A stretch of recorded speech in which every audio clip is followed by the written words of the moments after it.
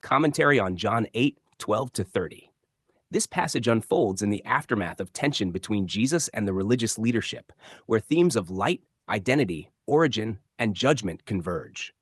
The language is rich with covenantal implications and speaks not merely to individual spirituality, but to a decisive transition between ages. 1. The declaration of light, John 8:12. I am the light of the world. This statement draws from deep prophetic imagery, particularly the expectation that divine light would arise upon Israel in a time of fulfillment.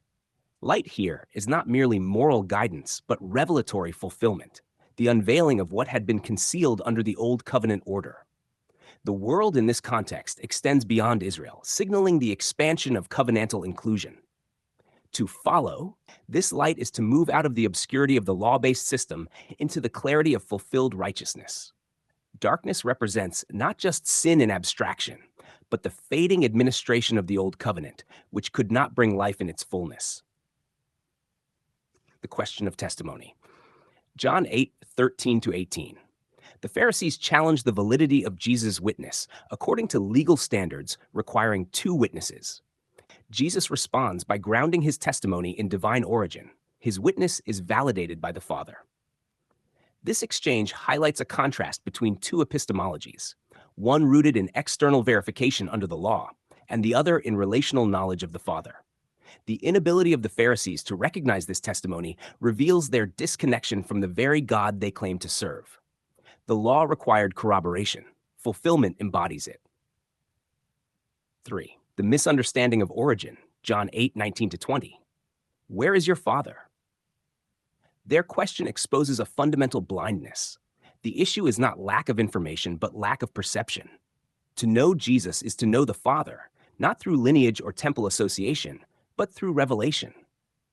The setting in the treasury is significant. It is a place associated with religious giving and temple function. Yet the true treasure, divine revelation, stands unrecognized in their midst. 4. I am going away. Covenant transition, John 8:21-24. Jesus speaks of his departure and warns that they will die in your sins. This phrase reflects more than personal moral failure. It points to remaining within an obsolete covenant system that cannot remove sin. Where I go, you cannot come. Underscores a coming separation between those who remain bound to the old order and enter into the reality of fulfilled redemption. Unless you believe that I am, echoes the divine name and signals that recognition of his identity is the dividing line between life and death, not adherence to law, but acknowledgement of fulfillment. Ha 5. The question, who are you? John 8:25-27. Their continued questioning reveals persistent misunderstanding. Jesus emphasizes that he has been speaking consistently from the beginning. His message has always been aligned with the Father. The inability to grasp his words is not due to complexity, but to paradigm. They interpret through the lens of law and expectation. He speaks from fulfillment and completion. 6. When you lift up the Son of Man, John 8:28-29. This anticipates the crucifixion, not as defeat, but as exaltation and revelation. The lifting up becomes the moment where identity is fully disclosed. In that event, the nature of God is revealed, not as one who demands righteousness through law, but as one who provides it through union. I do nothing of myself expresses perfect unity, not subordination and deficiency, but harmony and purpose. The cross is the ultimate expression of that unity.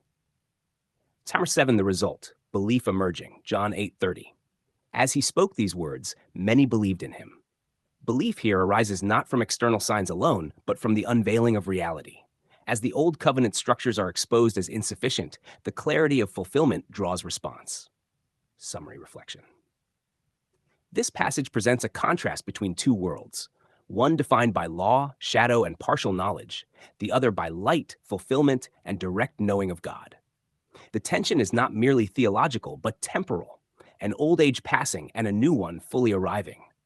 Jesus stands as the dividing point of history, not calling for improved adherence, but revealing completed reality. The invitation is not to strive toward light, but to recognize that the light has already come and now defines all things.